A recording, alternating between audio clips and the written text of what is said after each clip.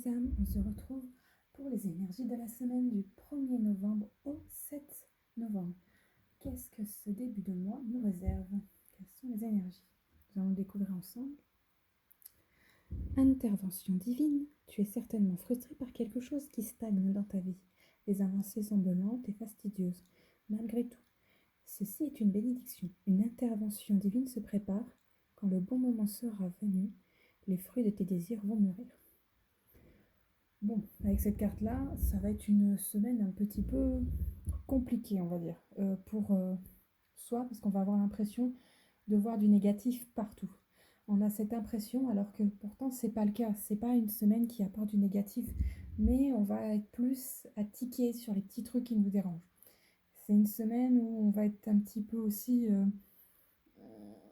comment dire, si on nous fait une petite réflexion ou autre, on aura moins le décodeur pour pas le prendre mal. Tout ce qu'on va nous dire, ça risque de partir un petit peu en cacahuète parce qu'on sera plus sensible et plus à voir le négatif. Allons voir en détail un peu plus. Alors, croyez en l'impossible. Bon, avec cette carte-là, c'est quand même du positif parce que, comme je le dis toujours, une pleine lune, c'est la fin d'un cycle. Donc ça veut bien dire que ça ne va pas durer toute la semaine. C'est un petit moment dans cette semaine où ça risque d'être un petit peu bof bof et qu'il ne faut pas s'y accrocher. Surtout pas à tous ces petits moments bof bof. Montrer au monde votre vraie nature, pleine lune en Verseau.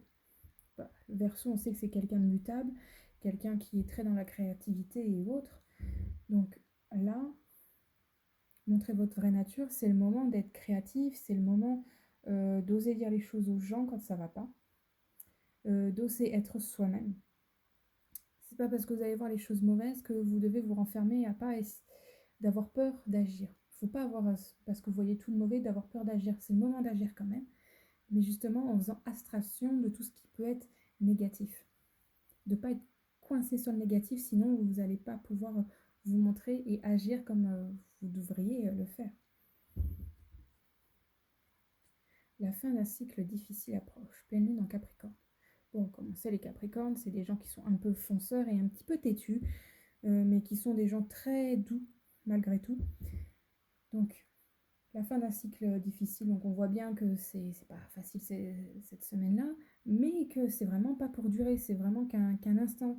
Et comme je le dis, je le ressens pas sur toute la semaine, j'ai l'impression que ça commence comme ça un petit peu au début de semaine, à être vraiment où on voit pas on n'arrive pas à gérer tout ce qui est négatif, et puis après on commence à se dire gneu, ça suffit, je peux faire les choses, c'est pas parce que Tartuffe il m'a dit ça que je suis pas capable, ou c'est pas parce que j'ai peur de ça que je suis pas capable, ou c'est pas parce que c'est compliqué de faire ça que j'en suis pas capable, c'est pas parce que j'ai peur d'aller lui dire que je suis amoureux que je peux pas aller lui dire, qu'il faut que je prenne, bon, je vais dire un peu vulgairement, mes coucougnettes, mes ovaires en main et y aller.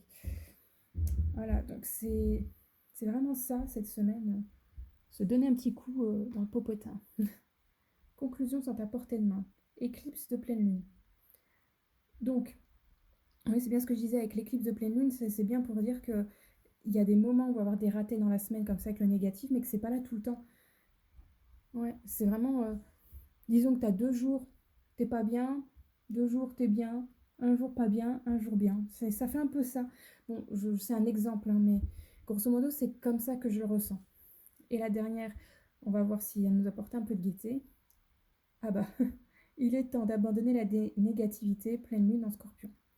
Vous voyez, en plus, le Scorpion, c'est quelqu'un, bon, vous pouvez le savoir, c'est des gens qui sont, ils vont pas vous dire les choses négativement tout de suite, mais quand ils vont le dire, c'est un bon coup, ils vont vous piquer bien là où ça fait mal, mais ça dure pas, c'est vraiment un bon coup. Alors ça va vous faire mal sur le coup et après c'est fini. Bah, ça fait un peu ça, c'est que la négativité que vous allez avoir, c'est juste comme si on vous mettait une petite claque.